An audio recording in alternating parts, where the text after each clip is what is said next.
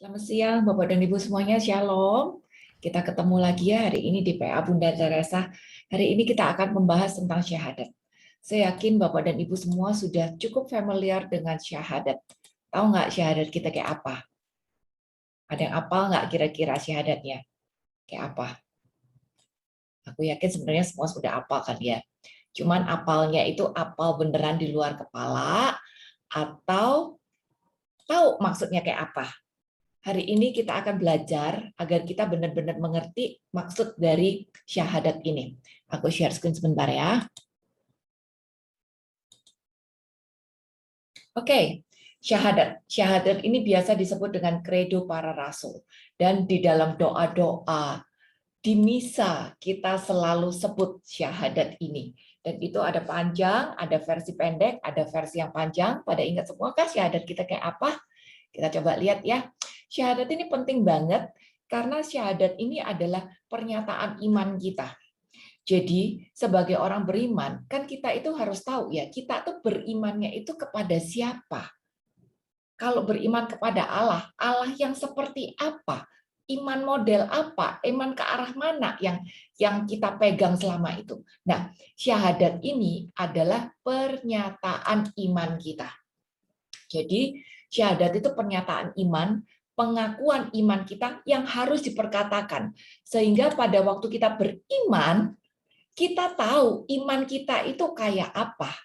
Kita tahu iman kita tuh imannya kepada siapa. Siapa yang bagaimana. Seperti itu. Dan itu dijabarkan di dalam syahadat. Kita coba ya lihat satu-satu. Ini bacaannya rada banyak, jadi aku minta tolong Eva sama Patricia untuk bergantian membacakan Alkitab. Bapak dan Ibu bisa membaca Alkitabnya di rumah masing-masing. Syahadat iman. Syahadat itu adalah pengakuan iman. Kita lihat dulu, iman itu apa? Mungkin Eva atau Patricia yang udah dapat bisa bacakan di Ibrani 11 ayat 1. Ibrani 11 ayat 1 ini adalah definisi dari iman kita.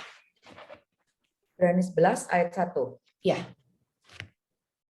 Iman adalah dasar dari segala sesuatu yang kita harapkan dan bukti dari segala sesuatu yang tidak kita lihat. Ya. Jadi iman itu adalah dasar dari yang kita harapkan, garis bawain. Dasar dari yang diharapkan. Ada bukti, tapi untuk sesuatu yang belum kelihatan. Nah, itulah iman. Saya tahu saya pasti dapat, walaupun saya belum lihat. Itu adalah iman. Kalau saya sudah lihat, itu namanya bukan iman lagi. Kalau saya sudah dapat, namanya itu bukan iman lagi. Tapi iman adalah bukti dari yang diharapkan, dasar dari yang diharapkan, bukti dari yang dilihat, bukti dari yang didapat, tapi belum kelihatan. Itu adalah iman. Dan Bapak dan Ibu, kita harus membedakan ya. Aku kasih bahasa ini istilah pribadi, tapi semoga ini bisa membantu kita untuk sedikit menjelaskan tentang iman. Bahwa iman itu beda level dengan percaya. Aku bedakan seperti itu. Orang yang beriman, walaupun dia belum melihat, dia tetap berkarya. Dia tetap melakukan bagian-bagiannya. Dia tetap bekerja ke arah itu sampai hal itu dia bisa dapat. Dia tetap usahakan walaupun jatuh bangun. Itu adalah iman. Tapi kalau percaya, ya cuma sekedar percaya aja. Misalnya kayak gini, kalau orang ada bilang, oh gado-gado di situ enak, percaya nggak? Percaya gitu. Itu orang percaya. Tapi kalau orang yang beriman, dia bilang, oh di situ gado-gado enak.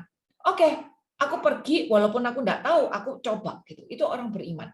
Nggak tahu tapi dia lakukan. Nah, kita harus sampai pada orang beriman.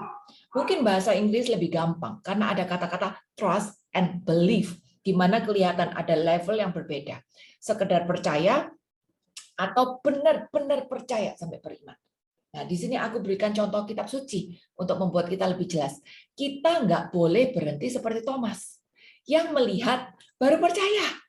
Tapi kita harus menjadi seperti Abram. Itu kenapa Abram disebut sebagai bapa dari kaum beriman. Karena dia sangat-sangat percaya dengan apa yang Tuhan suruh. Dan dia lakukan walaupun dia tidak mengerti. Ingat, Tuhan tidak utang penjelasan kepada kita. Tapi Abram mau melakukan segala sesuatu yang Tuhan suruh.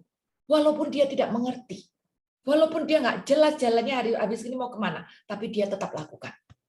Dan dia percaya bahwa janji-janji Tuhan pasti digenapi. Nah, kita harus bertumbuh di dalam iman sampai menjadi levelnya Abraham. Ini yang Tuhan mau terjadi pada Anda dan saya. Jadi, pada saat kita mendaraskan syahadat, yaitu pengakuan iman, itu diharapkan kita bisa menghayati iman kita, sekaligus kita berjalan menuju arah level yang lebih tinggi, seperti menjadi seperti Abraham. Ini yang diharapkan. Berikutnya, gambaran iman itu kayak apa? Tolong dibacakan Amsal 3 ayat 5 dan 15. Amsal 3 ayat 5 dan 15. Percayalah kepada Tuhan dengan segenap hatimu, dan janganlah bersandar kepada pengertianmu sendiri. Ayat 15. Ia lebih berharga daripada permata. Apapun yang kau inginkan tidak dapat menyamainya. Ya. Pada akhirnya, kita itu harus percaya dengan Tuhan dengan segenap hati, kan? Jangan bersandar pada pengertian sendiri. Berarti kalau percaya, itu ya percaya penuh. Nggak lagi pakai pemikiran-pemikiran pribadi. Akal budi kita harus dilengkapi dengan karunia-karunia, karisma-karisma adikodrati, sehingga kita bisa percaya penuh, bukan hanya cuma sekedar oh di mulut doang aku percaya, tapi kalau suruh melakukan enggak dulu ya, kalau suruh nurut enggak dulu ya, kayaknya kok nggak masuk akal, ini enggak sesuai dengan norma dunia, orang lain enggak ada yang seperti itu, enggak. Kalau kita beriman, maka kita percaya dengan Tuhan dengan segenap hati. Walaupun ini tidak masuk akal atau berbeda dengan norma-norma yang berlaku. Karena apa? Iman ini akan menuntun kita untuk mendapat sesuatu yang berharga. Karena ini adalah melebihi nilai-nilai dunia, lebih berharga daripada permata dikatakan.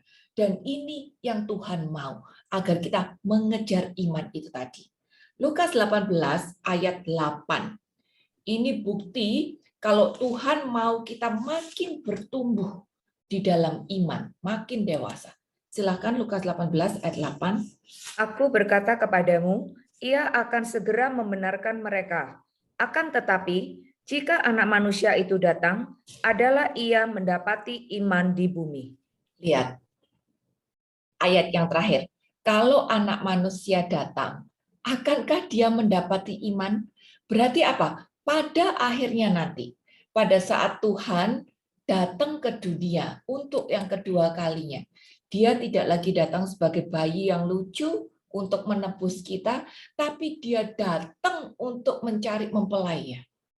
Dan karena Tuhan adalah roh yang dewasa, maka otomatis dia mencari mempelai yang rohnya dewasa. Siapa mempelai yang rohnya dewasa? Orang yang beriman. Jadi Bapak dan Ibu, bagian kita hari ini adalah bertumbuh di dalam iman. Dan kalau kita bertumbuh di dalam iman, itu bukan bicara saya apal ayat, saya pintar berdoa, saya sudah banyak ke komunitas, saya punya banyak kenalan romo, saya bisa bikin ini, saya bisa bikin itu. Enggak.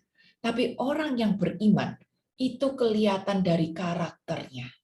Kelihatan dari cara pikirnya, kelihatan bagaimana dia bisa bersikap terhadap orang lain, menerima perbedaan, bisa mengampuni, bisa menjadi pembawa damai, bisa berdamai dengan orang-orang di sekitarnya. Itu adalah bukti orang yang beriman. Jadi syahadat iman memang diperkatakan. Tapi setelah itu diperkatakan, itu juga harus dibuktikan di dalam kehidupan kita sehari-hari. Ini yang menjadi tuntutan iman. Dan pada akhirnya Tuhan mencari orang yang beriman itu. Oke, berikutnya. Mari kita sama-sama bahas syahadat iman ini. Pertama-tama kita tahu, itu bilang, aku percaya akan Allah.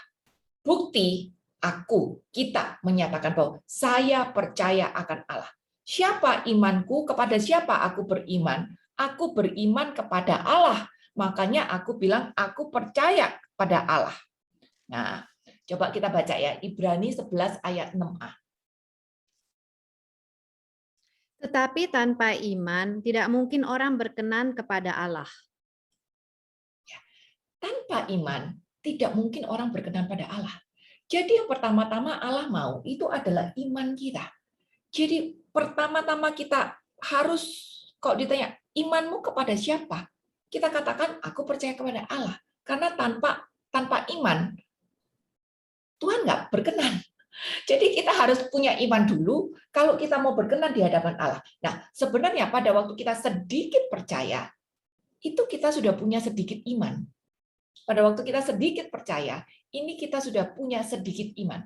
Tapi iman itu kan harus berkembang. Karena tadi kan kita udah baca, pada akhirnya Tuhan cari orang yang beriman. Dan jelas Tuhan mau kita bertumbuhkan di dalam iman. Jadi pada saat kita percaya kepada Allah, agar kita berkenan di hadapan Allah, punya iman di hadapan Allah, iman ini harus dikembangkan. Kenapa? Hosea 4 ayat 6, tolong dibacakan. Umatku binasa karena tidak mengenal Allah. Oke. Karena engkaulah yang menolak pengenalanku.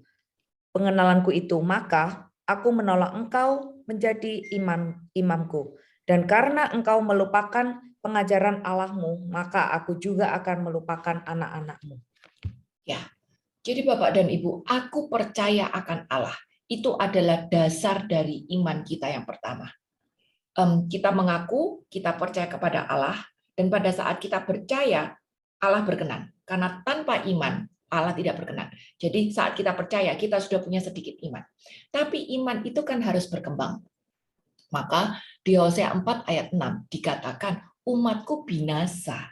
Sebenarnya terjemahan aslinya bukan seperti itu. Boleh dibaca yang punya Alkitab bahasa Inggris, aku terjemah sedikit. Yang punya Alkitab begini, boleh dicoret deh. Coret, ganti kata-kata aslinya kayak ini.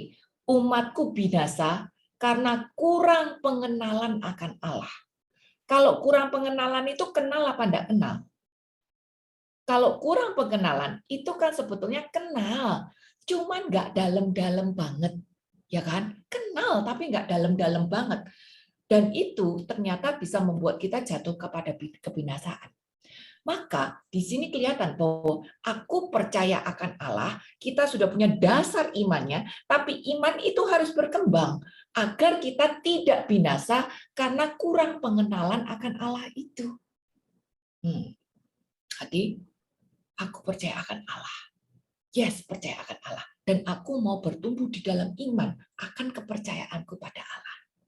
Ini Hosea 4 ayat 6. Yakobus 2 ayat 19.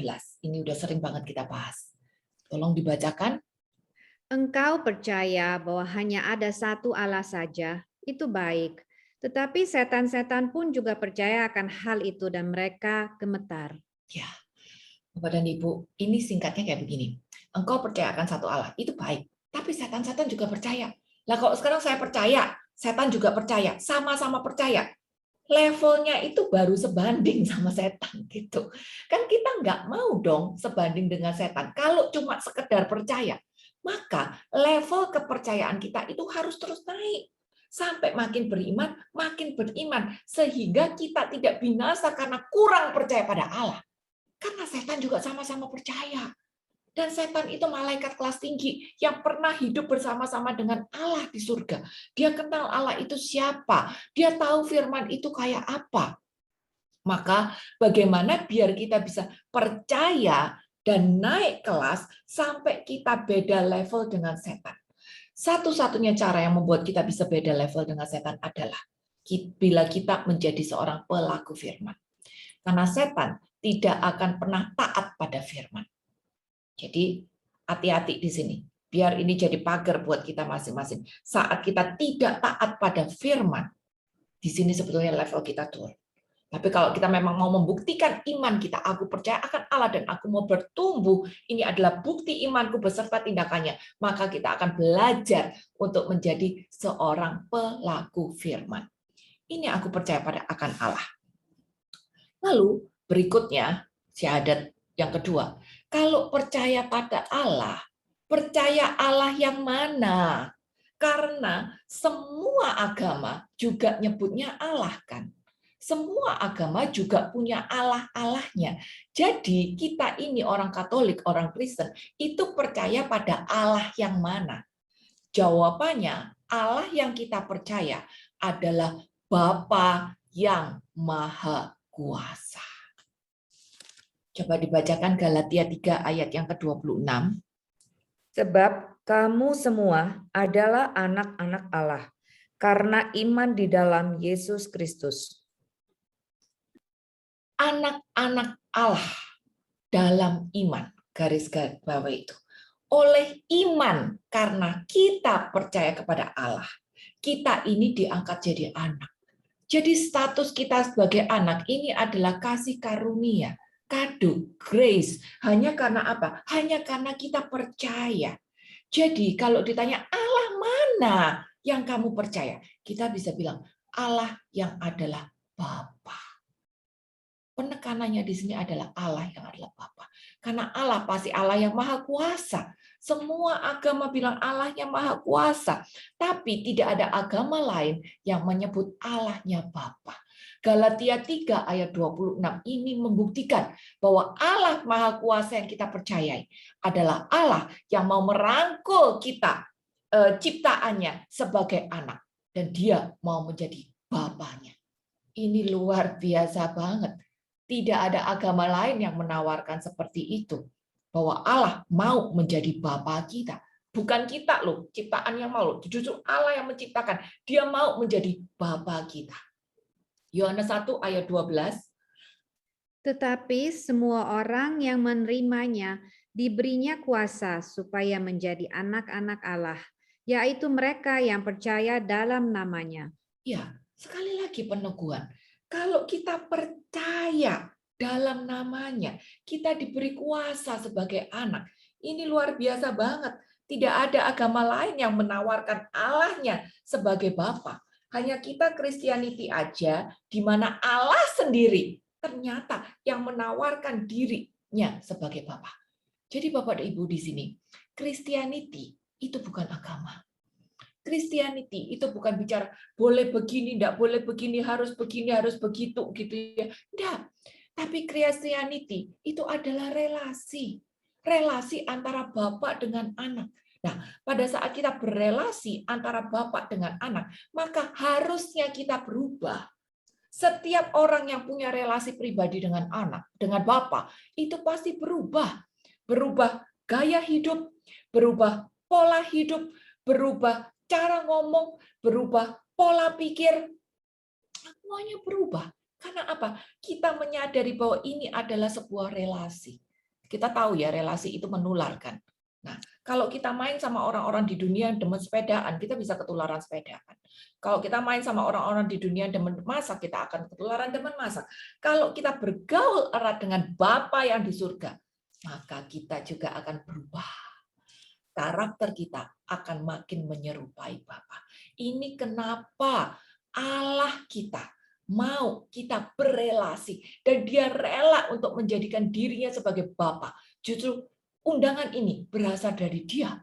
Karena tidak mungkin kita ciptaan yang mau menawarkan diri, aku mau dong diadopsi jadi anak. Nggak mungkin siapa kita. Tapi undangan ini datang dari dia yang mau menjadikan kita sebagai anaknya. Nah, setelah kita berelasi, maka otomatis kita berubah. Ini sebetulnya checklist kita yang pertama. Kalau kita mengaku aku percaya akan Allah, Allah yang mana Bapa yang Maha Kuasa, harusnya kita berubah.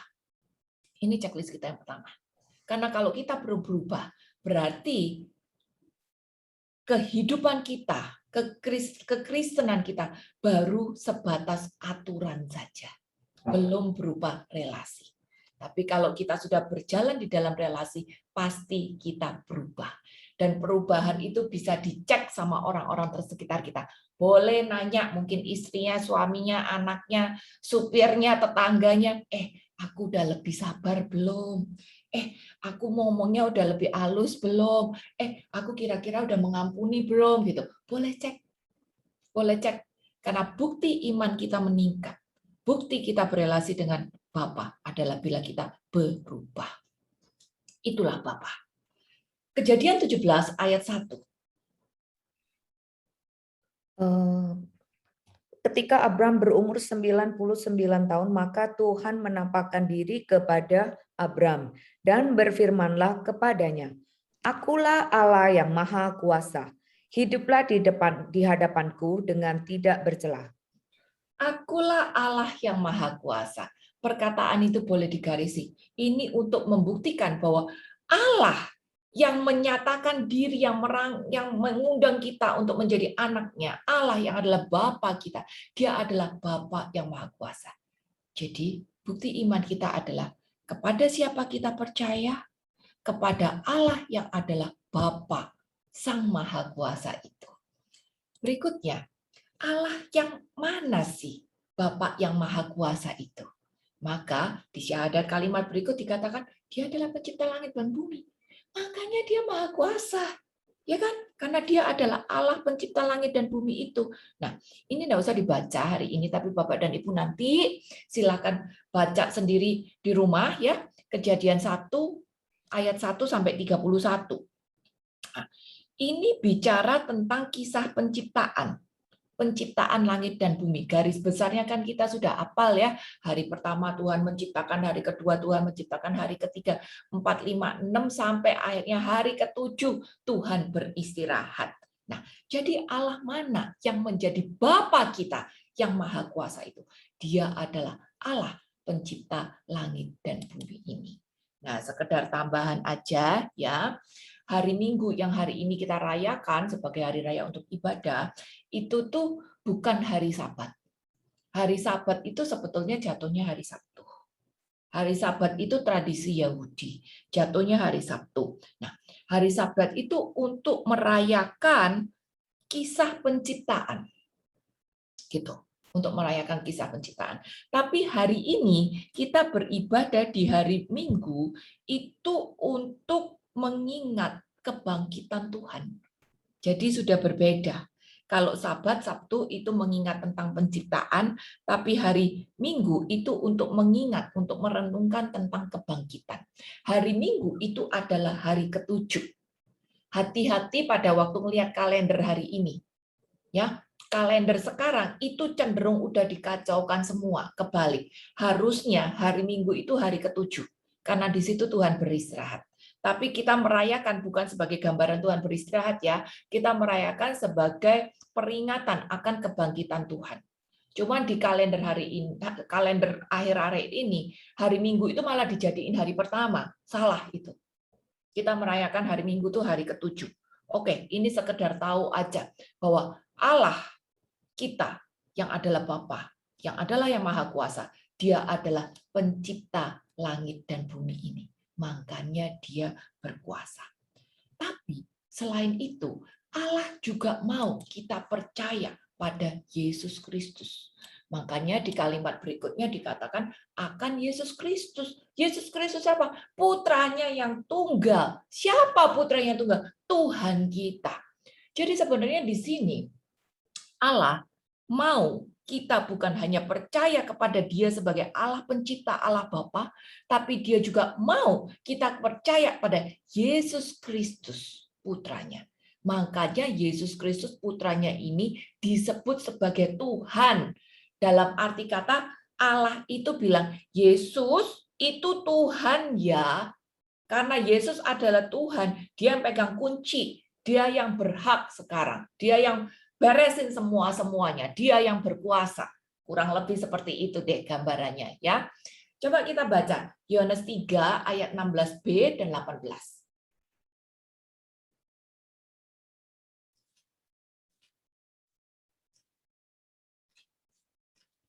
Yohanes 3 ayat 16b dan 18.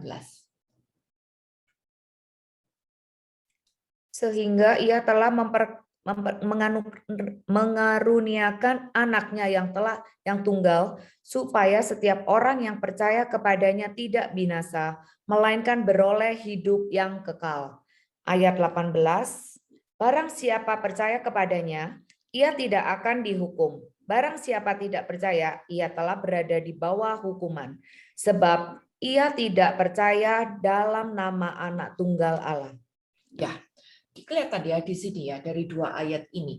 Allah suruh kita percaya kepada Yesus. putranya. Dan dia bilang Yesus itu adalah Tuhan. Karena dikatakan di sini kalau kita percaya pada Yesusnya, bukan pada Allah ya. Kalau kita percaya pada Yesusnya, maka kita tidak akan binasa.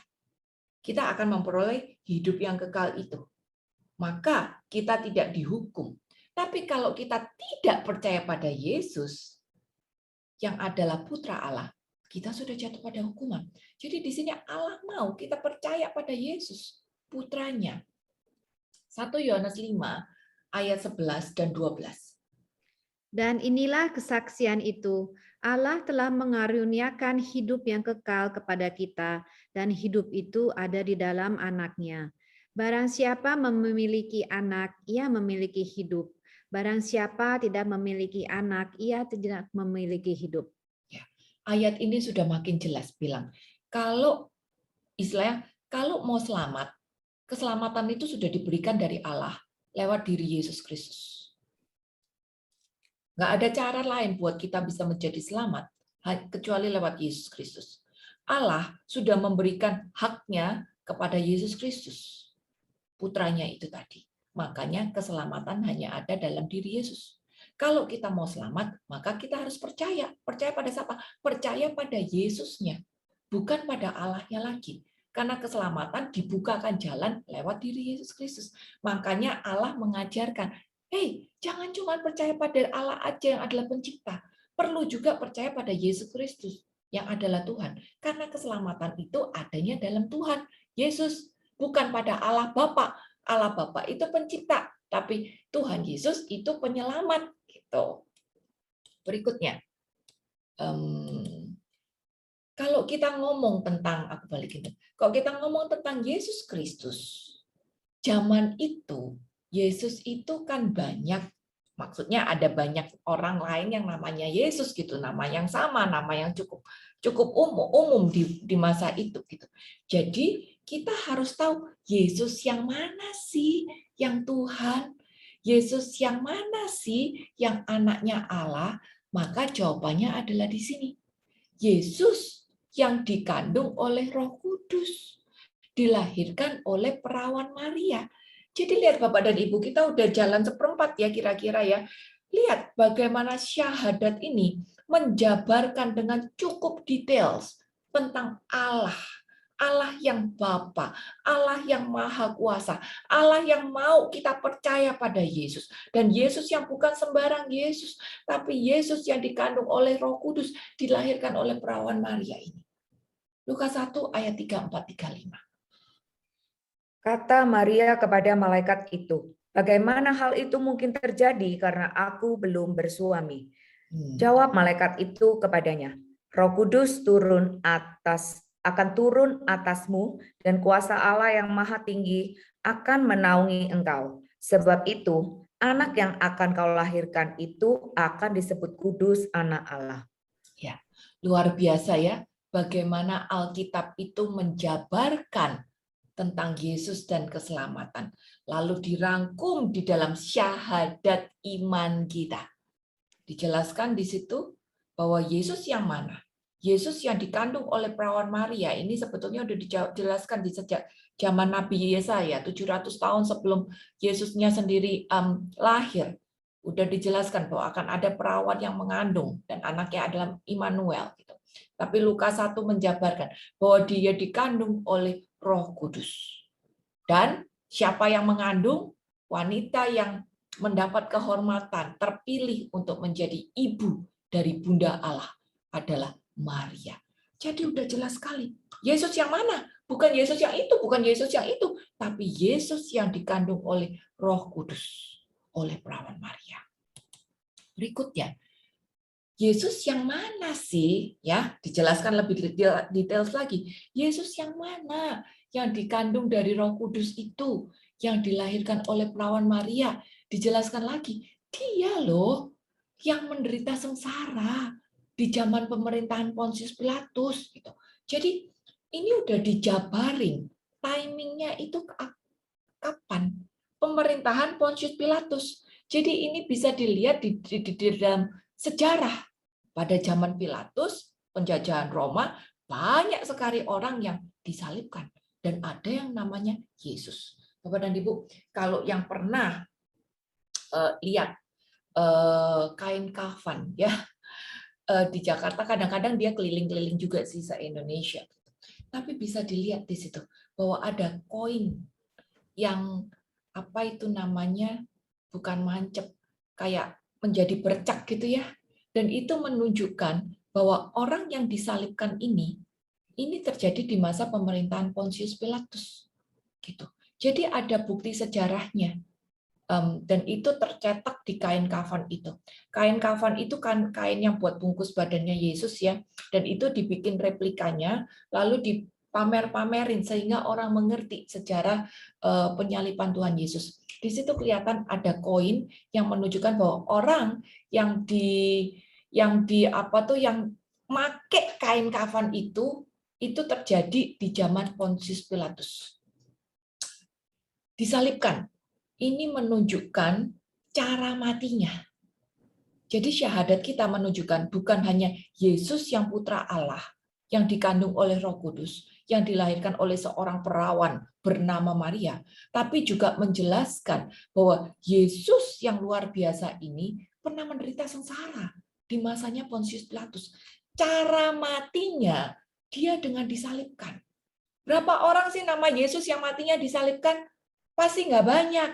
Pasti nggak banyak orang yang namanya Yesus yang mati disalibkan di masa Pontius Pilatus. Nah, jadi ini sudah sangat-sangat mengerucut bagaimana kita jelaskan iman kita kepada siapa. Kepada Yesus yang menderita di zaman Pontius Pilatus dan mati dengan cara disalib. Dan akhirnya dia wafat dan dia dimakamkan. Dijelaskan semuanya di situ dengan jelas. Nah, Bapak dan Ibu, perhatikan ya. Kisah kelahiran Tuhan Yesus itu cuma ada di Injil Matius dan Lukas. Tapi kisah sengsara Tuhan Yesus, disalib, wafat, dan dimakamkan, dan bangkit, itu ada di 4 Injil. Berarti kisah tentang sengsara Yesus, salib, wafat, dan dimakamkan, ini jauh lebih penting daripada kisah kelahiran Tuhan Yesus. Karena inilah yang memang menjadi misinya dia. Yesus adalah satu-satunya manusia yang lahir dengan tujuan agar dia bisa mati di atas kayu salib. Luar biasa kan? Siapa sekarang orang yang mau mati dengan cara ngenes? Setiap orang pasti punya cita-cita yang dahsyat. Tapi Yesus punya cita-cita agar dia bisa mati di atas kayu salib. Ini kenapa sampai tercatat di 4 Injil. Matius, Markus, Lukas, Yohanes saling melengkapi. Karena ini adalah sesuatu yang sangat penting. Setelah ini, kisah Yesus selesai. Tapi, belum selesai ya. Dia masih turun, Dia masih turun. Turun ke tempat penantian. Kita tahu itu semua ceritanya. Pada hari ketiga bangkit dari orang mati. Ya. Pada waktu dia turun ke tempat penantian, gini, pada hari ketiga bangkit dari antara orang mati. Hanya kita, Christianity, satu-satunya agama yang percaya bahwa Yesus itu bangkit. Ya. Mungkin agama-agama lain ada yang menyebut nama Yesus. Tapi ada yang bilang dia mati dan tidak bangkit. Ada yang bilang dia digantikan oleh orang lain. Ya, ada yang bilang dia Yesus itu adalah manusia biasa saja. Tapi kita percaya di sini bahwa Yesus itu bukan manusia biasa. Dia adalah putra Allah yang bangkit. Yang bangkit dari antara orang mati. Turun ke tempat penantian dulu, lalu bangkit.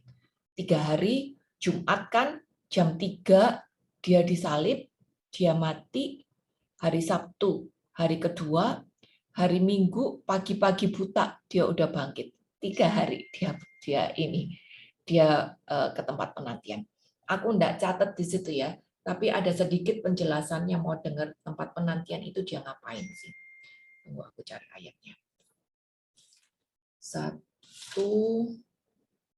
Petrus 3 1 Petrus 3 ayat 18-19. Bisa tolong dibacakan 1 Petrus 3 ayat 18-19. Sebab, ya benar.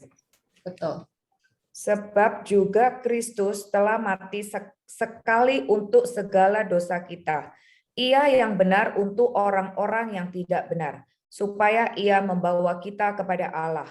Ia yang telah dibunuh dalam keadaannya sebagai manusia, tetapi yang telah dibangkitkan menurut roh.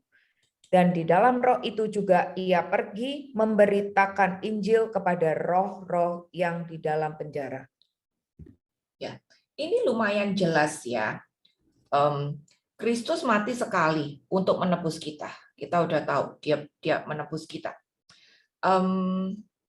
Dia mati sebagai orang benar agar kita yang berdosa menjadi orang dibenarkan oleh kematiannya, oleh darahnya. Gitu.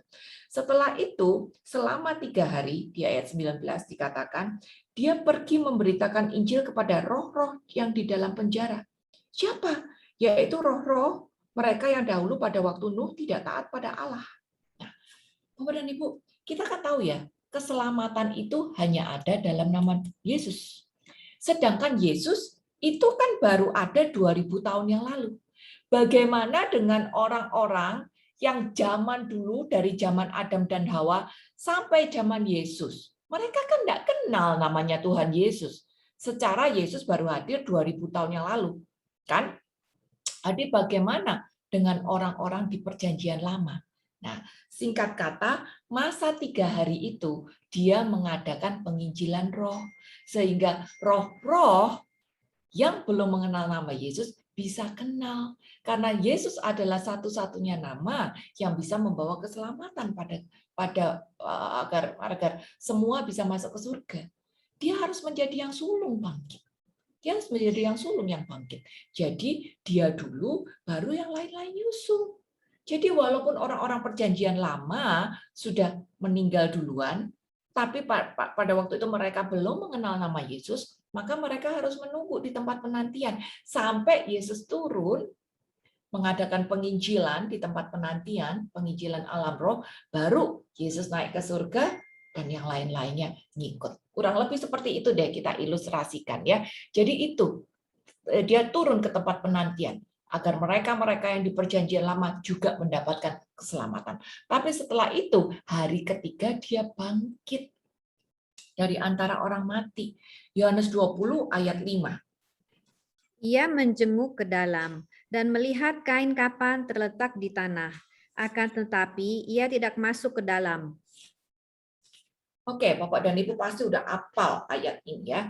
Ayat tentang kebangkitan. Nah, ini kan cerita si Petrus lari-lari ke gua tempat Yesus dimakamkan. Tapi pada waktu dia jenguk ke dalam, dia ngintip, dia lihat kain kapan itu kan kain yang bungkus badan ya, itu tergeletak di tanah. Sekali lagi, coret Alkitabnya. Kata-kata tergeletak itu bahasa aslinya kempes. Kempes sebetulnya. Ya, tahu toh balon. Balon kalau kempes itu kan enggak ada bukaannya. Enggak pecah. Tetap utuh gitu kan. Kebayang nggak sih? Balon kalau kempes itu kan ikatannya tetap utuh. Enggak pecah, enggak ada yang kebuka. Dan kain kapan itu kempes. Gini Bapak dan Ibu, kain kafan itu tuh kayak kain panjang ya, kira-kira 4 meter, kayak 4 meter. Nah, Yesus itu ditaruh di tengah-tengahnya, lalu ini dilipat, lalu ini dilipat, terus diikat di sini, Nah, pada waktu Petrus lihat, nah ini kan pasti ngembung gini kan kalau ada orangnya ya, karena ada isinya. Sorry, kok jadi begini? Tunggu sebentar, kepencet. Ini mouse soalnya.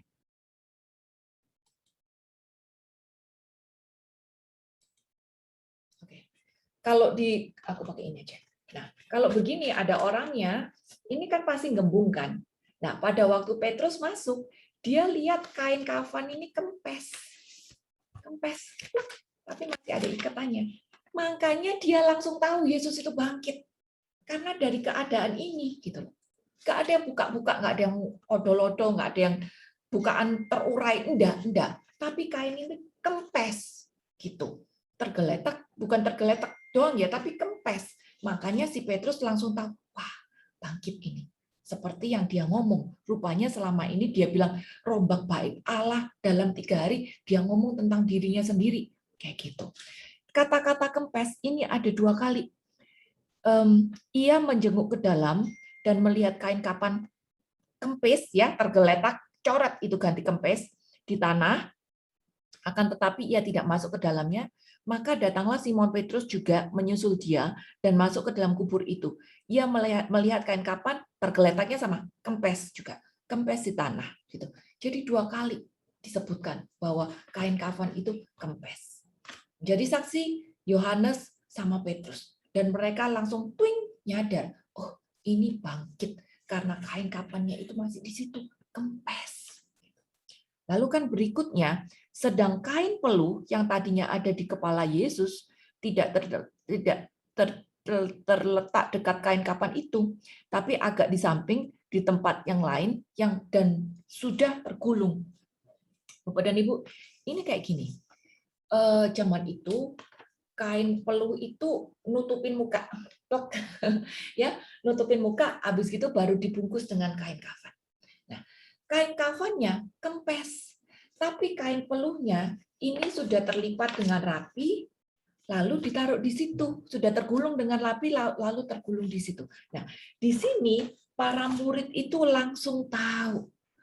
Yesus selama ini kan ngomong, akulah roti hidup, ya, aku roti hidup yang terpecah-pecah. Dia adalah akan merobohkan bait Allah. Dia bilang tentang perjamuan segala macam. Dia bilang bahwa tubuhnya adalah makanan. Siapa makan tubuhku, siapa makan minum darahku, ya kan?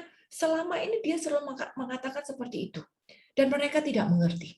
Tapi begitu mereka melihat kejadian bahwa Yesus bangkit, itu kain kapan udah kempes, kain peluh udah tergulung di samping, mereka langsung tahu juga, oh ternyata Yesus itu adalah makanan rohani. Kenapa? Karena dengan tergulungnya kain peluh, tradisi mereka Yahudi kalau makan, ya, lagi makan, kan ada kain serbet, ya. Kain serbetnya itu kalau diuntel-untel itu berarti udah bubar gitu, makannya udah kelar, dia udah nggak balik lagi. Tapi kalau kain serbetnya itu terlipat, berarti orang yang lagi makan ini lagi pergi sebentar, habis itu dia akan balik lagi. Nah, jadi murid-murid ini langsung tahu pada waktu mereka melihat kain peluh ini terlipat dengan rapi. Oh, ini maksudnya Yesus. Dia adalah makanan. Dia menjadikan tubuhnya sebagai makanan rohani. Tapi perjamuan ini belum kelar. Kainnya ini kelipat. Ini tanda kalau dia bilang dia nanti akan kembali lagi. Seperti itu, Bapak Ibu. Tadi syahadat kita ini jelas sekali menjelaskan siapa itu Yesus. Dia bukan Yesus yang sembarangan. Dia adalah Yesus Putra Allah yang punya hak, yang punya otoritas hari ini atas nama Allah. Dan dia turun ke dunia secara supranatural lewat Roh Kudus, dikandung oleh Roh Kudus, dilahirkan oleh perawan Maria. Tapi dia juga menderita sengsara. Di masanya Pontius Pilatus dengan cara mati yang disalibkan. Tapi setelah mati, dia turun ke tempat penantian dan dia bangkit. Luar biasa banget. Luar biasa banget. Roma 10 ayat 9b. Bahwa Allah telah membangkitkan dia dari antara orang mati, maka kamu akan diselamatkan. Roma 10 ayat 9. Sorry, salah itu. Sebab jika kamu... Oh ya, dari itu. Sebab jika kamu Yes. mengaku dengan mulutmu bahwa Yesus adalah Tuhan dan percaya dalam hatimu bahwa Allah telah membangkitkan Dia dari antara orang mati, maka kamu akan diselamatkan. Ya, ini inti dari syahadat kita sebetulnya. Allah mau kita percaya pada Yesus. Karena Yesus adalah kunci keselamatan. Keselamatan hanya ada dalam nama Tuhan Yesus, bukan pada nama Tuhan Allah Pencipta. Ya, jadi kalau kita mau selamat, kita harus ngaku dengan mulut dan percaya dalam hati bahwa Allah telah membangkitkan Yesus ini dari antara orang mati. Bapak dan Ibu perhatikan kayak gini ya. Kitab Roma ini ditulis di masa penjajahan, di mana orang-orang Kristen itu mendapat tekanan yang luar biasa, baik dari penjajah maupun dari kalangan orang Yahudi sendiri yang belum percaya Tuhan Yesus. Jadi, kalau hari itu orang berani mengaku Yesus sebagai Tuhannya, ya, maka resikonya adalah nyawa mati. Tapi kita lihat berapa banyak ribuan orang berani menyatakan diri. Iman mereka berani diperkatakan dengan mulut dan dengan tindakan. Itu luar biasa banget. Karena apa? Karena mereka lebih mementingkan akan keselamatan. Beda dengan hari ini. Hari ini orang dengan gampang ngomong aku percaya, aku percaya. Aku percaya Yesus Tuhan, aku percaya Yesus penebus. Tapi ternyata nggak percaya dengan sungguh-sungguh. Dan itu kelihatan dari sikap hidupnya. Kelihatan dari pola pikirnya, kelihatan dari cara dia ngomong, kelihatan bagaimana dia judes menekan orang, tidak mau mengampuni, tidak bisa bertoleransi, tidak bisa menerima orang apa adanya. Nah, ini hari ini. Tapi kita yang sudah PA harus belajar, ingat, bertumbuh di dalam iman. Bertindak di dalam iman. Kita harus terus meningkat. Jangan sampai kepercayaan kita cuma di mulut doang. Tapi kita harus belajar seperti orang-orang zaman dulu. Percaya sungguh-sungguh dengan iman bahwa Dia, Yesus, itu adalah Allah yang dibangkit dari antara orang mati. Percaya dengan hati, mengaku dengan mulut, dengan kualitas yang sejujur-jujurnya. 1 Korintus 15 ayat 17. Dan jika Kristus tidak dibangkitkan, maka sia-sialah kepercayaan kamu dan kamu masih hidup dalam dosamu. Ya, ini bukti kasih Allah ya. Kalau Yesus nggak bangkit, sia-sia kepercayaan kita. Nggak ada yang nebus kita. Tapi karena Yesus bangkit, maka tidak ada yang sia-sia. Justru di situ kita mendapat keselamatan. Ya, ini bukti afirmasi bahwa Yesus yang kita percayai itu adalah Yesus yang bangkit, maka kita mendapat keselamatan. Keselamatan itu adalah kasih karunia, bukan karena kita baik, bukan karena kita melakukan ini itu, enggak, tapi hanya karena kita percaya. Percaya dengan sesungguh-sungguhnya. Berikutnya, Yesus mana lagi? Yesus yang mana gitu? Yang sudah mati, kayu salib, yang bangkit, lalu yang mana kemana dia? Dijelaskan, dia naik ke surga, duduk di sebelah kanan Allah Bapa. Gitu. Nah, yang aku garis bawain di sini adalah kata-kata di sebelah kanan. Ini bukan berarti secara lahiriah Allah di sini, Yesus di kanannya. Enggak. Ini menunjukkan kiasan bahwa Yesus itu berkuasa penuh. Yesus itu berkuasa penuh. Makanya Allah suruh percaya sama Yesus Putra ini. Bukan cuma percaya pada Allah Pencipta. Percaya pada Yesus Putra. Karena Yesus Putra ini berkuasa penuh. Dia yang turun, dia yang nebus. Dia punya kuasa. Nah, kalau kita pegang nama Yesus, kita di bawah kuasanya dia. Maka kita mendapat keselamatan. Dan di mana dia sekarang? Dia ada di surga. Berkuasa penuh di sebelah kanan Allah Bapa. Kisah 7 ayat 55. Tetapi Stefanus yang penuh dengan Roh Kudus menatap ke langit, lalu melihat kemuliaan Allah dan Yesus berdiri di sebelah kanan Allah. Ya, Yesus berdiri di sebelah kanan Allah. Ingat ya, ini kiasan yang menunjukkan kekuasaan Tuhan Yesus. Jadi ini Yesus dan Allah itu bukan dua sosok yang berbeda. Enggak, Allah itu bukan sosok. Allah itu bukan sosok, tapi kata-kata di sebelah kanan itu menunjukkan keberkuasaan Allah. Dan Stefanus, martir pertama kita, melihat hal ini. Jadi ini bukan dua sosok yang berbeda, tapi menunjukkan Yesus berkuasa penuh. Ibrani 12 ayat yang kedua. Marilah kita melakukannya dengan mata yang tertuju kepada Yesus, yang memimpin kita dalam iman, dan yang membawa iman kita itu kepada kesempurnaan, yang dengan mengabaikan kehinaan, tekun memikul salib, ganti sukacita yang disediakan bagi Dia, yang sekarang duduk di sebelah kanan tahta Allah. Sekali lagi, duduk di sebelah kanan tahta Allah. Ini menunjukkan kekuasaan penuh. Bapak dan Ibu, udah mulai kebayang nggak kita udah jalan kira-kira 70% dari seluruh syahadat kita. Ternyata syahadat kita tuh sangat-sangat alkitabiah. Semua dasarnya diambil dari Alkitab. Fakta-fakta tentang Allah, fakta-fakta tentang Yesus dan karyanya. Ya, apalagi yang dia lakukan Yesus saat setelah dia duduk di sebelah kanan Allah Bapa. Yang dia lakukan dia adalah dari situ tuh mana? Surga. Karena tadi kan bilang dia duduk di sebelah kanan Allah, kan berarti bicara tentang surga. Dari situ, dari surga itu, ia akan datang mengadili orang hidup dan mati. Ingat bahwa Yesus itu berkuasa.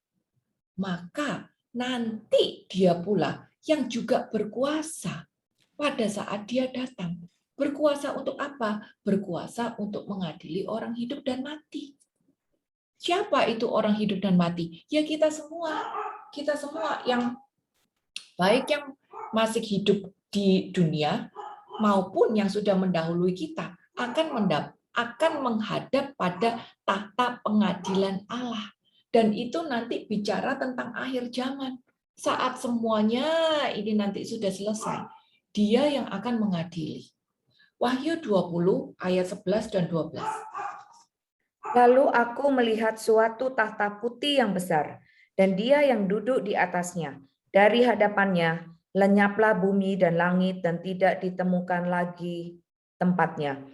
Ayat 12, dan aku melihat orang-orang mati, besar dan kecil, berdiri di depan tahta itu, lalu dibuka semua kitab, dan dibuka juga semua kitab lain, yaitu kitab kehidupan.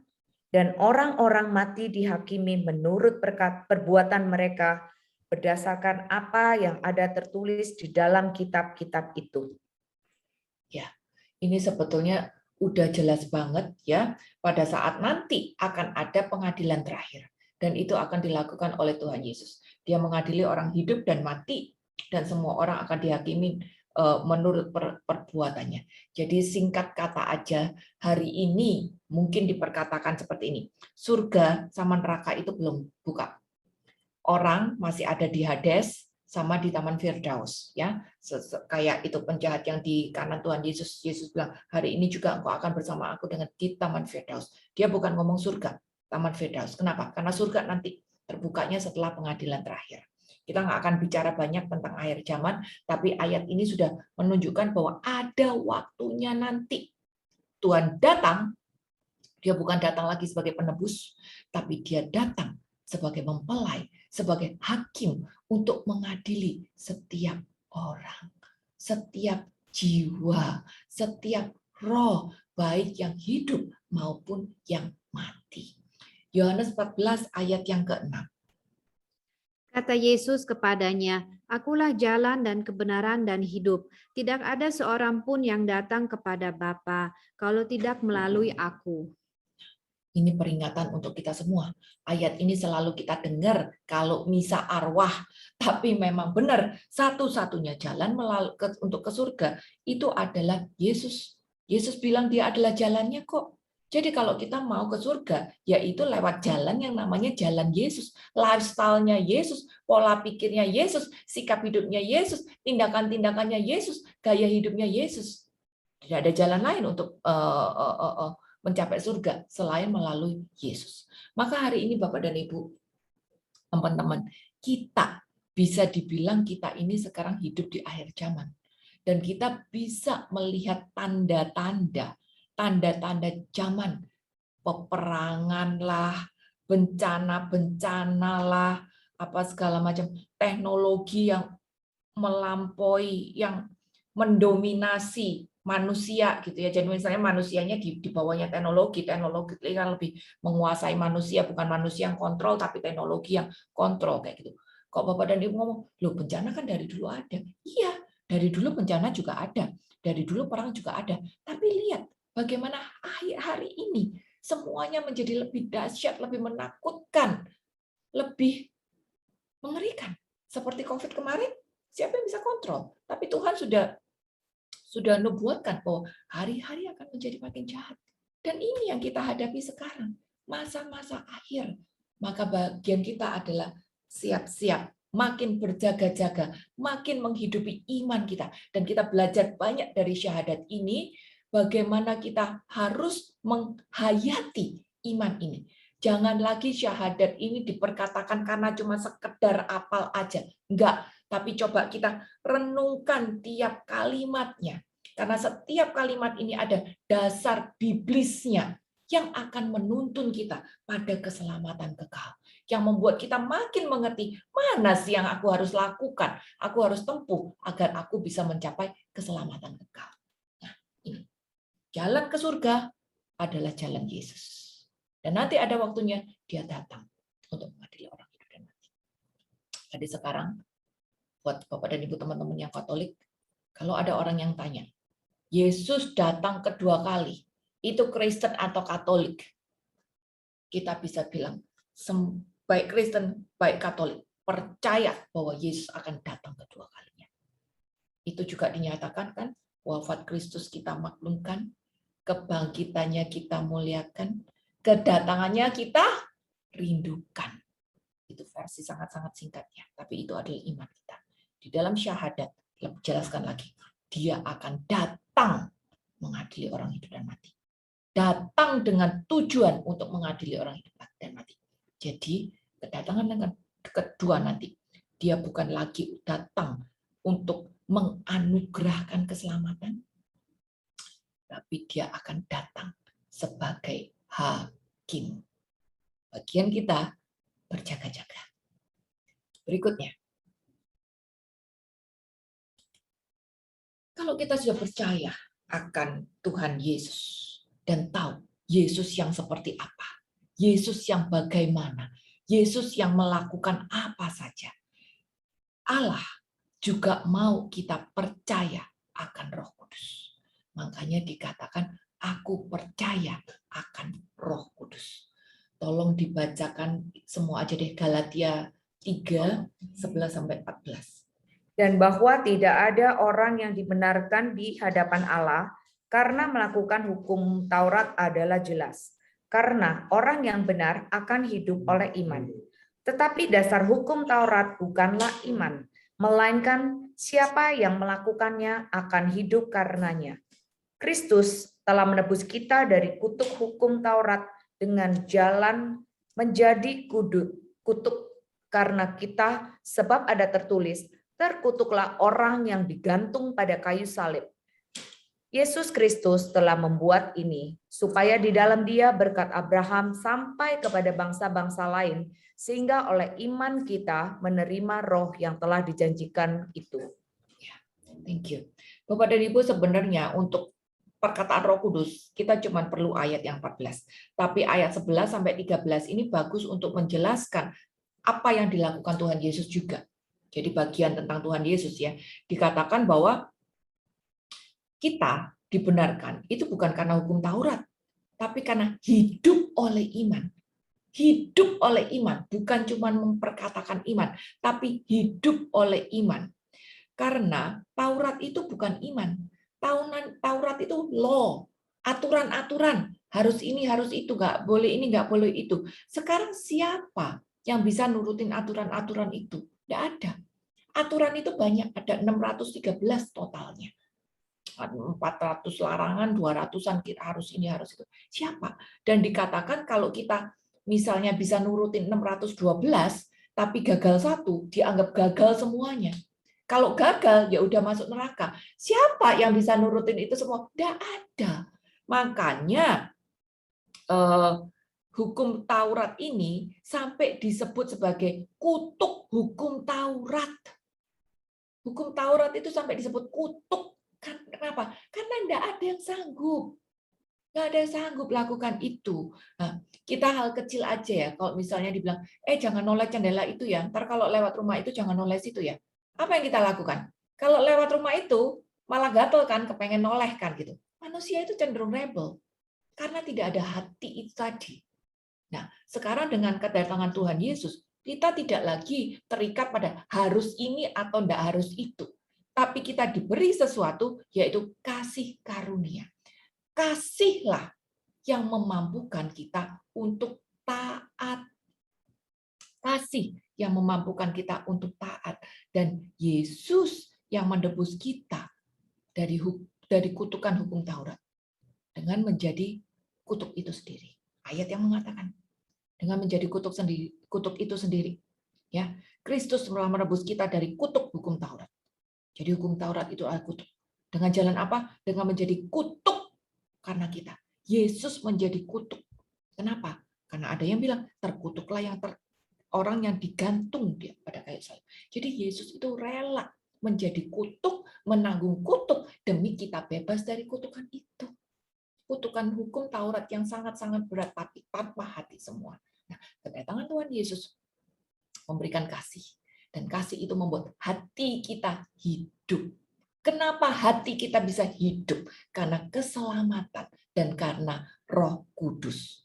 Ayat 14, dan Yesus Kristus yang telah membuat ini supaya di dalam Dia berkat Abraham, berkat ini sedikit tahu aja, berkat Abraham itu berkat tanah, berkat anak ya, sampai kepada bangsa-bangsa lain, sehingga oleh iman kita menerima roh, huruf besar, roh yang dijanjikan itu. Jadi, karena Yesus adalah manusia biasa, ada waktunya dia harus kembali ke surga. Tapi bukan berarti dia meninggalkan kita sendiri kan? Maka dia berikan roh, sesuatu yang dijanjikan untuk menemani kita, untuk menolongi kita. Maka kita bisa bersyukur hari ini kalau kita hidup di tahun-tahun ini. Karena ini adalah zaman kasih karunia. Di mana setiap dari kita yang sudah dibaptis, kita punya Roh Kudus itu. Ya, Roh Kudus ini sudah ada sejak permulaan zaman. Dia adalah Tritunggal juga. Jadi jangan pikir Roh Kudus itu baru ada setelah Pentakosta. Enggak. Pada saat zaman penciptaan pun dia juga udah ada. Namanya dia Tritunggal. Kalau diperhatikan ya, aku bacain Kejadian 1 ayat 20. Baiklah kita menjadikan manusia menurut gambar dan rupa kita. Kira-kira kita tuh siapa? Kita tuh kan bicara tentang jamak. Berarti di situ ada Tritunggal. Jadi Roh Allah itu sudah ada. Ayat yang pertama, Roh Allah melayang-layang di permukaan air. Siapa Roh Allah itu? Ya Roh Kudus. Karena Roh Kudus itu adalah Tritunggal. Jadi jangan pikir Roh Kudus itu baru ada setelah Pentakosta. Enggak. Dia sudah ada sejak permulaan zaman. Tapi masa kerjanya memang belum waktunya. Dia kerja pada saat dia mengurapi para nabi kayak gitu-gitu. Tapi dia tidak tinggal. Nah, setelah Pentakosta, dia kerja, dia tinggal di dalam hidup kita. Jadi kita bersyukur sekarang kalau kita itu punya Roh Kudus. Bagian kita yang sudah terima Roh Kudus adalah membuka hati sehingga kita bisa mendengar suara Roh Kudus itu dengan lebih dalam.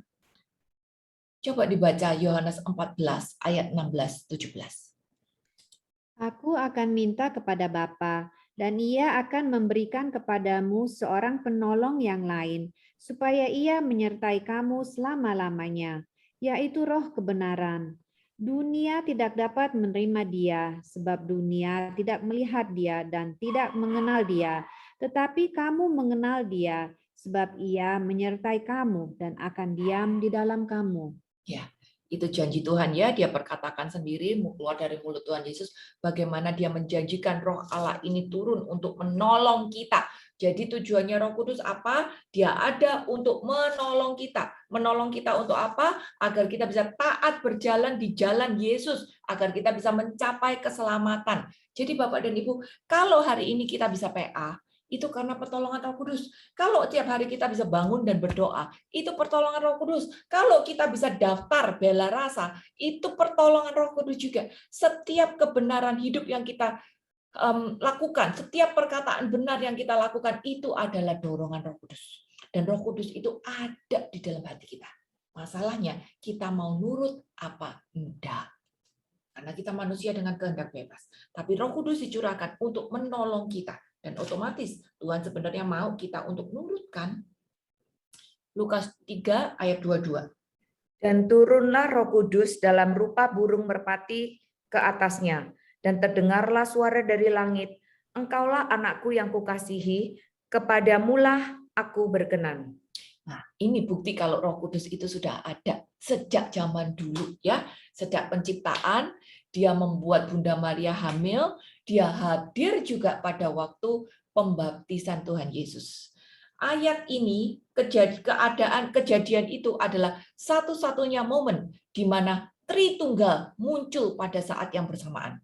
Ada Allah Putra yang lagi dibaptis, ada suara Allah yang ngomong, dan ada Roh Kudus muncul dalam bentuk burung merpati. Luar biasa sekali momen itu. Jadi momen baptisan itu momen yang besar sekali.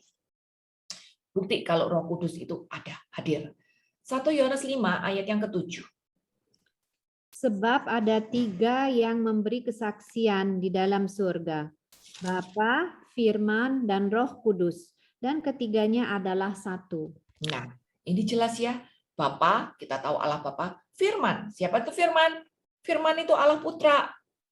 Yesus itu adalah Firman. Akulah Firman yang hidup, Firman yang turun ke dunia. Yesus itu adalah Firman. Dan Roh Kudus. Dan ketiganya adalah satu. Jadi ayat ini adalah ayat ini adalah dasar dari dogma tentang Trinitas. Bahwa Allah Bapa, Allah Putra, Allah Roh Kudus itu satu. Dan Allah mau kita juga percaya pada Roh Kudus. Karena Roh Kudus ini adalah Roh Allah yang dicurahkan agar kita bisa terus berjalan menuju pada keselamatan. Roh ini sudah ada pada kita pada saat kita dibaptis. Bagian kita adalah mau nggak ngedengerin. Mau nggak ngedengerin pimpinannya dia. Jadi, untuk terima Roh Kudus, kita harus beriman. Karena Roh Kudus ini adalah karunia. Untuk terima Roh Kudus kita harus beriman. Karena ini adalah karunia. Tapi aku yakin Bapak dan Ibu semua di sini sudah terima Roh Kudus ya. Jadi kita belajar untuk mendengarkan aja. Bagaimana biar kita bisa mendengar bimbingan roh ini dengan lebih peka lagi. Wah, kalau ngomong ini bisa panjang sekali sebetulnya, tapi mungkin sedikit info aja. Kalau mau kita makin lebih peka mendengar pimpinan Roh Kudus, bisa dengan cara ikut SHDR. Berkali-kali juga enggak apa-apa. Buka hati, karena di situ ada sesi pencurahan roh, di mana pada waktu kita pencurahan roh, itu kita diajak untuk membuka hati lebih lebar lagi, agar roh yang dalam hati kita tuh makin menjadi pilot, makin menguasai hati, pikiran, dan kehidupan kita. Ikut SHDR. Yang aku ingat, Januari nanti, Komunitas Thomas akan bikin SHDR. Nanti aku share infonya kalau sudah ada detailsnya, tahun baru. Jadi itu momen yang pas untuk persiapan Paskah agar Roh Kudus makin memimpin kehidupan kita. Dan setelah itu kita bisa ikut seminar karunia-karunia. Sehingga kita makin tahu karunia apa yang Tuhan memberikan pada kita. Bagaimana biar kita bisa makin menjadi kepanjangan tangan Allah dan makin peka akan apa yang Tuhan mau untuk hidup kita. Ya, ini sedikit info aja. Jadi kita harus percaya akan Roh Kudus itu. Berikutnya, Gereja Katolik yang kudus, persekutuan para kudus. Coba tolong dibuka Filipi 1 ayat 6. Akan hal ini, aku yakin sepenuhnya, yaitu Ia yang memulai pekerjaan yang baik di antara kamu akan meneruskannya sampai pada akhirnya pada hari Kristus Yesus. Langsung 1 Korintus 6 ayat 11. Dan beberapa orang di antara kamu demikianlah dahulu, tetapi kamu telah memberi dirimu disucikan. Kamu telah dikuduskan, kamu telah dibenarkan dalam nama Tuhan Yesus Kristus dan dalam roh Allah kita. Ya. Ini bukti Alkitabiah. Kalau kita gereja Katolik itu kudus dan dengan persekutuan yang kudus. Aku jabarin sedikit di sini ya. Ini beberapa sifat dari gereja Kristus. Dia berupa satu iman. Kalau satu itu namanya bukan perpecahan, ya. Maksudnya seperti ini. Kita itu hidup di dalam kebenaran objektif sepanjang masa. Jadi kita tahu iman kita, syahadat kita, dasar iman kita, kepada siapa kita percaya. Dan itu adalah mutlak sepanjang selama-lamanya. Kita tidak akan, oh aku berbeda pendapat, aku tidak suka dengan dogma itu, aku tidak percaya bagian itu, maka aku pisah. Tidak. Kita satu iman. Dan ini adalah sifat dari gereja Kristus. Yang satu. Kudus itu berarti bertentangan dengan duniawi. Duniawi itu identik dengan dosa. Tapi gereja Kristus itu kudus. Tapi gereja ini masih ada di dunia kan. Jadi kita gerejanya memang masih jatuh bangun. Nah, bagaimana pada saat kita jatuh bangun? Ada kuasa pelayanan sakramental di mana kita dikuduskan kembali. Kita yang jatuh dikuduskan kembali. Ini sifat gereja. Dia satu, dia taat pada Alkitab, taat pada magisterium, taat pada aturan-aturan gereja, dan dia sifatnya menguduskan. Kalau yang ada yang jatuh, diberi pelayanan sakramental agar bisa kembali menjadi kudus. Lalu sifatnya Katolik. Katolik itu berarti universal. Dia tidak eksklusif, dia tidak diskriminatif. Dia bisa hidup di dalam perbedaan. Walaupun berbeda, tetap sama, tetap bersama-sama. Ada toleransi, ada pemulihan relasi, ada misi yang menyatukan. Itu sifat dari Katolik. Ya, universal. Dan aku bersyukur banget, hari ini tuh sudah makin nyata sifat-sifat gereja yang satu, yang kudus, yang Katolik. Karena aku bisa melihat ya, bagaimana gereja itu bukan hanya merangkul orang-orang yang setara, tapi dia juga merangkul refugee, merangkul orang-orang difabel, bahkan merangkul transgender yang selama ini dibuang, merangkul para bekas apa itu namanya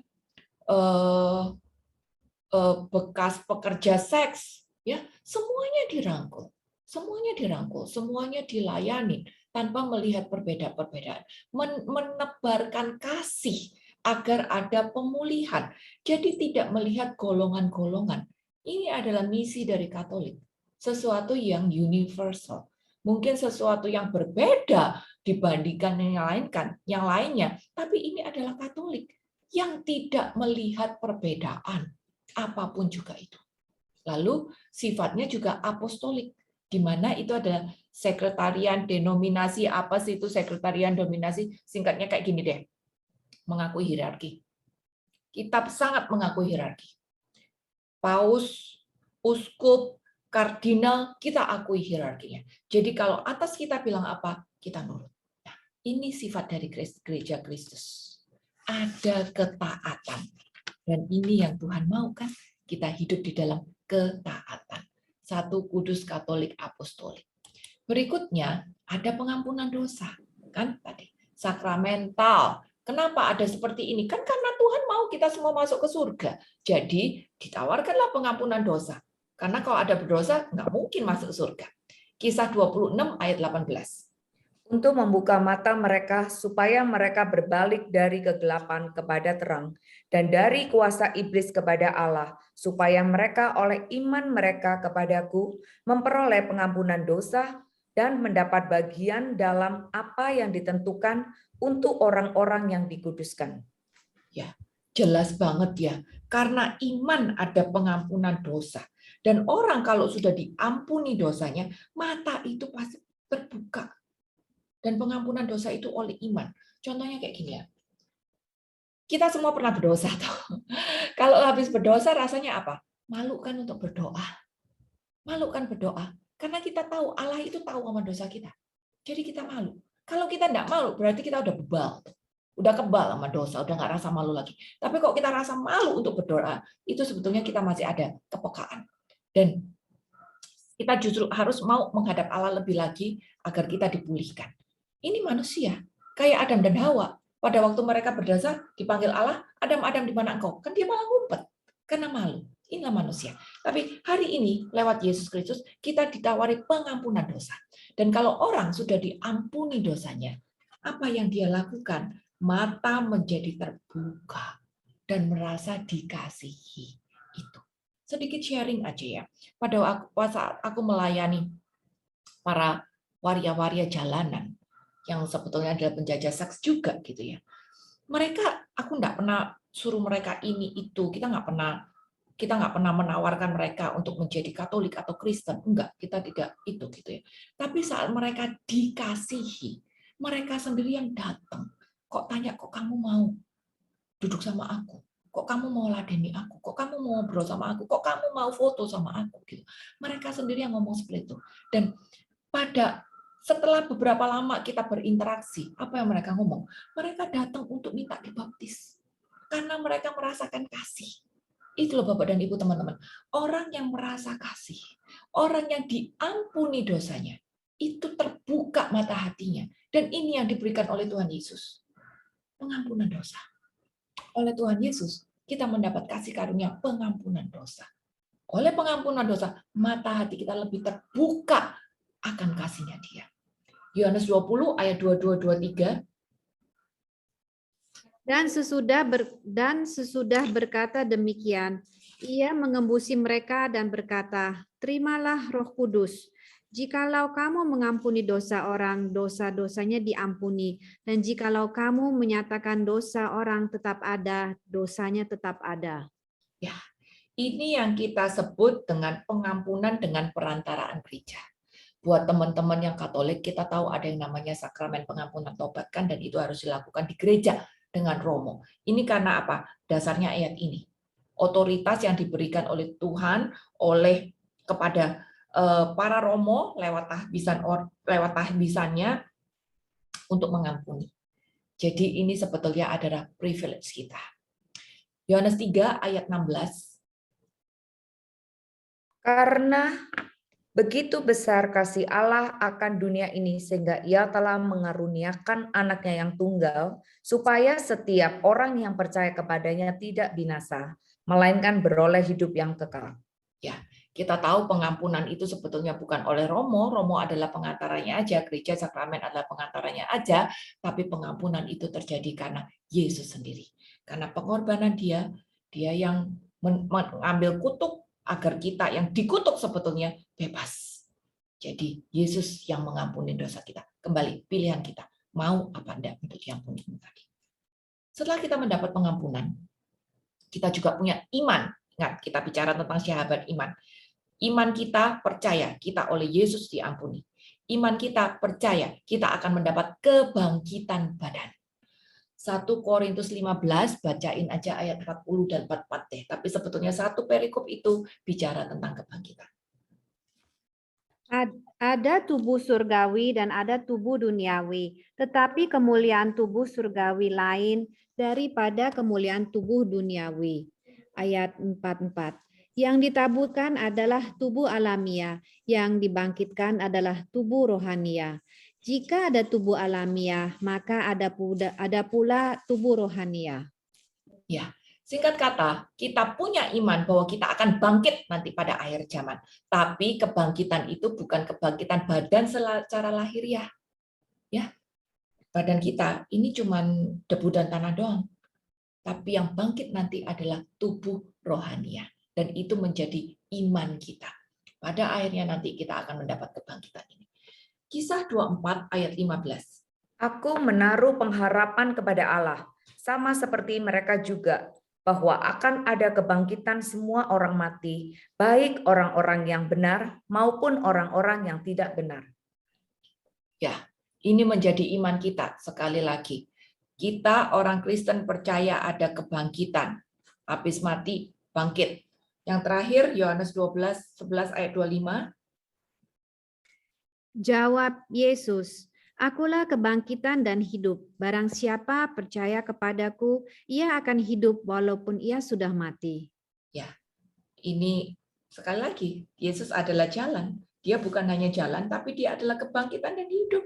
Dan hanya dengan percaya kepada dia hanya percaya dengan dia, kita akan mendapatkan hidup walaupun badan lahiriah sudah mati. Kita akan mendapat hidup itu. Nah, Bapak dan Ibu, kita lihat ya, Yesus sudah menduluin kita untuk bangkit karena dia adalah yang sulung dari semuanya. Perhatikan, pada waktu Yesus bangkit, dia berkali-kali dia menampakkan diri pada orang, belasan kali kan dia menampakkan diri pada orang. Cuman masalahnya, setiap kali dia menampakkan diri, orang nggak kenal sama dia. Maria Magdalena nggak kenal sama dia. Murid-murid nggak kenal sama dia. Ketakutan semua, dikirain hantu. Thomas nggak kenal sampai dia colok badannya. Dua murid di Emmaus nggak kenal juga ya. Walaupun itu Yesus yang bangkit. Tapi mereka nggak kenal. Kenapa? Karena yang dibangkitkan adalah tubuh rohania. Dan pada saat Yesus bangkit dengan tubuh rohania, dia sudah dalam kesempurnaannya. Di mana manusia itu terbatas. Manusia masih terbatas dengan daging, dengan mindset, dengan akal budi yang cuma secuplik ini. Maka dia tidak sanggup untuk mengenal sesuatu yang sudah bangkit secara sempurna. Makanya Yesus harus memperkenalkan diri terus, karena orang-orang tidak mengenali. Bahkan pada waktu dia naik ke surga, dia juga disaksikan oleh banyak orang kan. Ini semua adalah rangkaian bagaimana dia menunjukkan diri bahwa dia bangkit. Dia naik ke surga. Dia penyelamat. Dia jalan. Dia adalah kebangkitan. Dia adalah makanannya. Dan dia akan kembali. Ini yang harus menjadi iman kita. Dan pada akhirnya, dia akan memberikan kepada kita kehidupan yang kekal. Pengkhotbah 12 ayat 14.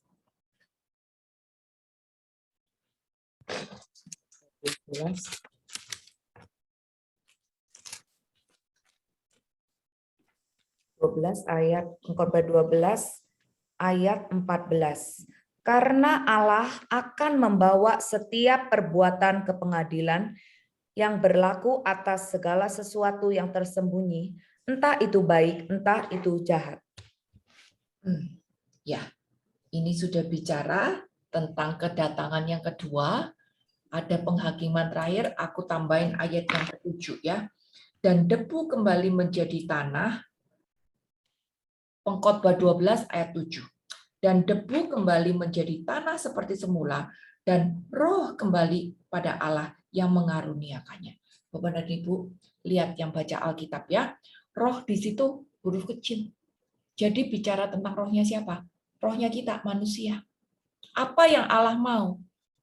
Allah mau pada akhir nanti tubuh kita lahiriah kembali menjadi debu. Tapi roh harusnya kembali kepada Allah yang menciptakannya.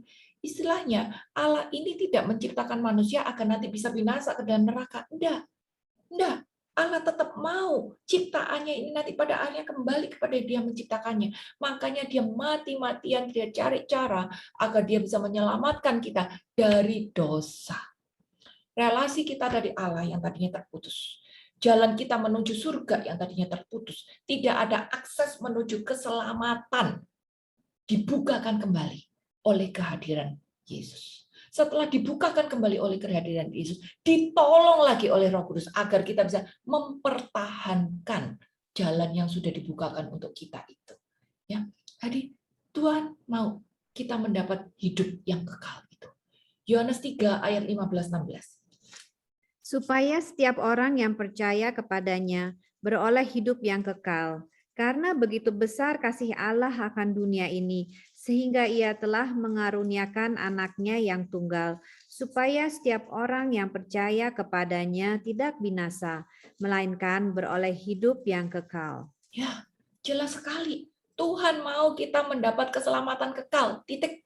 Makanya secara kita manusia tidak bisa menyelamatkan dirinya sendiri. Tidak ada manusia satupun yang pernah datang ke surga dan tahu jalan ke sana. Maka satu-satunya cara agar manusia ciptaan Allah ini bisa mencapai surga adalah bila Allah yang turun ke dunia. Dan ini hanya ada di dalam Christianity.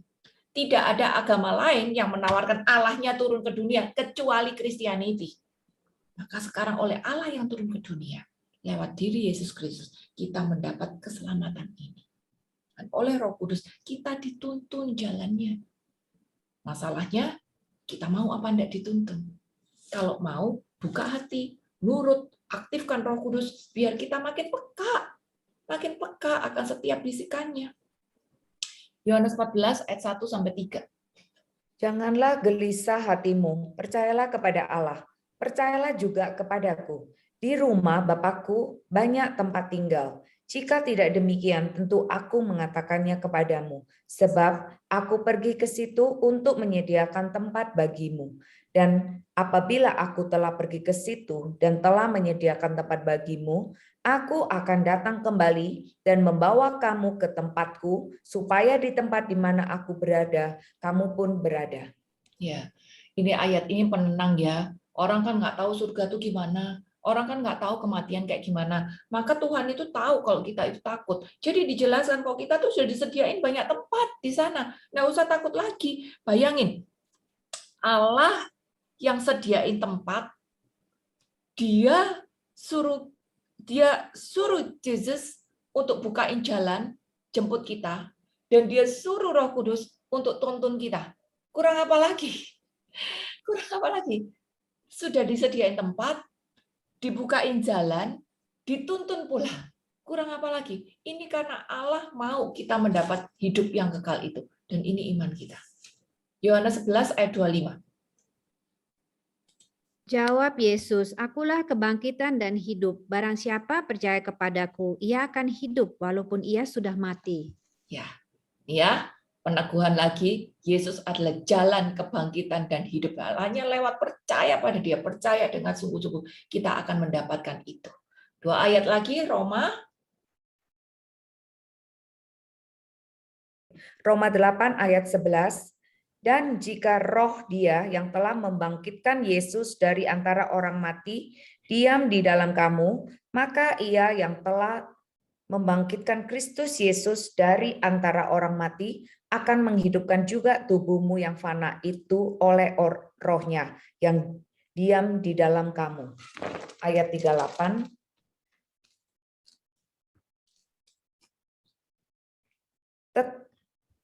Sebab aku yakin bahwa baik maut maupun hidup, baik malaikat-malaikat maupun pemerintah-pemerintah, baik yang ada sekarang maupun yang akan datang, atau kuasa-kuasa baik yang di atas maupun yang di bawah, ataupun sesuatu makhluk lain, tidak akan dapat memisahkan kita dari kasih Allah yang ada dalam Kristus Yesus Tuhan kita.